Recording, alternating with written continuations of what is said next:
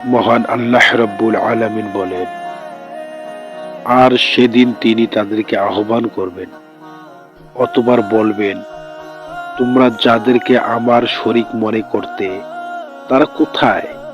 যাদের জন্য শাস্তির বাণী অবধারিত হবে। তারা বলবে, হে আমাদের রব, ওরা তো তারা যাদেরকে আমরা বিভ্রান্ত করেছিলাম।